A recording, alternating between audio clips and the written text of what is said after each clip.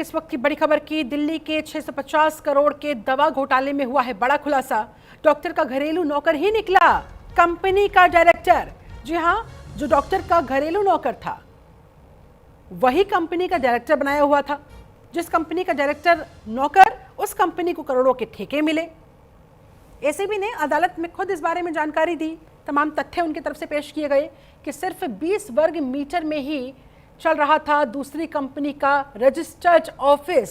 जरा सी जगह में ही एक ऑफिस रजिस्टर करवाया हुआ था। पेशी के दौरान अदालत में डॉक्टर वत्सला रोने लगी, भावुक हो गई।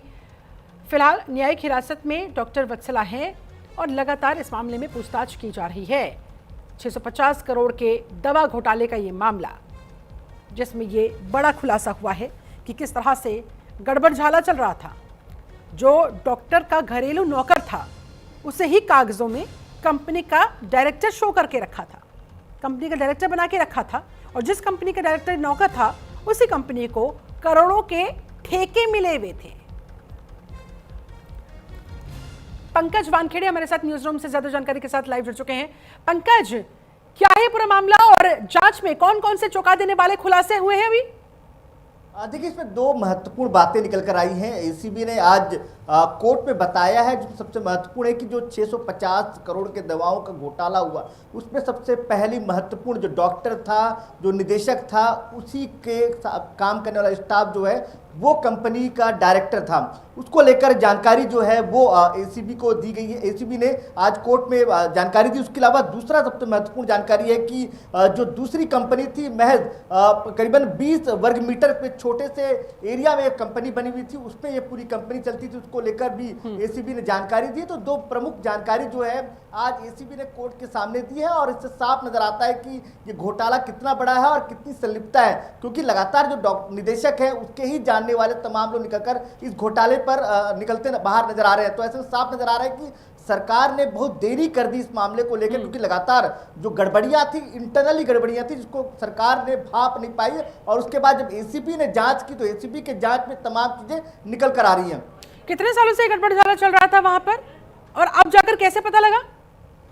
देखिए, तकरीबन 1.5 साल से बताया जा रहा है कि इस मामले को लेकर लगातार जो है कंपनी रजिस्टर्ड हुई। अब इसको लेकर जानकारी नहीं आई कि कंपनी रजिस्टर्ड कब हुई थी और इसको लेकर कौन कौन लोग इस कंपनी में काम करते थे और इस कंपनी का जो टेंडर वो किस तरीके से इसको टेंडर मिला। लेकिन हाँ, ये जरूर जानकारी मिली कि जो निदेशक, जो चिकित्सा विभाग के निदेशक थे, उसके ही जो स्टाफ के लोग थे वो इस कंपनी चलाते थे और उस कंपनी का पूरा जो टेंडर का प्रोसेस था वो उनके हाथ में था। तो ऐसे में ये जानकारी निकल गई। लेकिन दूसरा सबसे महत्वपूर्ण, जो मैंने पहले कहा कि वो जो 20 वर्ग मीटर है उसी के रेडियस में ही तमाम एक कंपनी चलती थी, उतने भी क्षेत्रफल में वो कंपनी चलती थी। और देखिए ना, हैरानी की बात है, अपने घरेलू नौकर को डायरेक्टर बना के उसमें बैठा दिया था। मैं लौटूंगी पंकज आपके पास, आगे भी बातचीत जारी रखेंगे। इसी बीच इसी मामले से जुड़ी एक और बड़ी खबर दर्शकों को बता देते हैं। 650 करोड़ के दवा घोटाले मामले में आम आदमी पार्टी का विरोध प्रदर्शन। जीटीबी के सामने दिल्ली सरकार के खिलाफ प्रदर्शन। दिल्ली सरकार पर लगाया ये दवा घोटाले का आरोप। आम आदमी पार्टी की तरफ से आरोप लगाए गए हैं। और देखिए, तस्वीरें देखिए आपके सामने। सौरभ भारद्वाज के नेतृत्व में ये प्रदर्शन वहां पर, ये प्रोटेस्ट वहां पर, और दिल्ली सरकार को घेरा जा रहा है। सौरभ भारद्वाज तस्वीरों में दिखाई दे रहे हैं। 650 करोड़ का ये दवा घोटाला, जिसको लेकर बैनर पोस्टर हाथ में लेकर रेखा सरकार से जवाब मांगा जा रहा है। जीटीबी हॉस्पिटल के सामने दिल्ली सरकार के खिलाफ ये जबरदस्त प्रदर्शन सौरभ भारद्वाज का, आम आदमी पार्टी का। पंकज वानखेड़े लगातार हमारे साथ जुड़े हुए हैं। पंकज, आपके पास लौटेंगे, लेकिन उससे पहले सौरभ भारद्वाज ने क्या कुछ कहा, सुनिए जरा।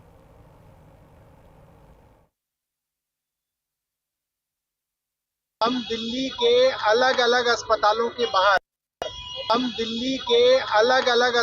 के बाहर सांकेतिक और मौन प्रोटेस्ट कर रहे हैं, जिसके अंदर हम लोगों को बता रहे हैं कि जिन लोगों को दवाइयां नहीं मिल रही अस्पताल में, वो इसलिए नहीं मिल रही क्योंकि दिल्ली की रेखा गुप्ता की सरकार ने 650 करोड़ रुपए का घोटाला किया है।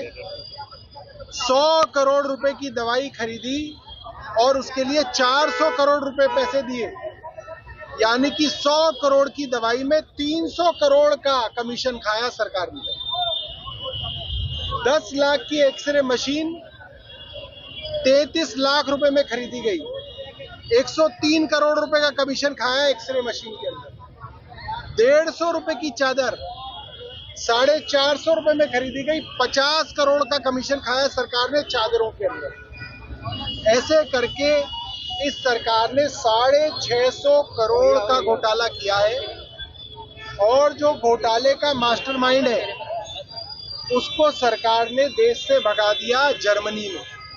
तो आज हम लोग ईटीवी अस्पताल पे हैं, कल हम डीडीयू अस्पताल पे थे, उससे पहले हम एलएनजेपी अस्पताल पे थे और कल हम रोहिणी के बाबा साहब अंबेडकर अस्पताल पे ये प्रदर्शन करेंगे।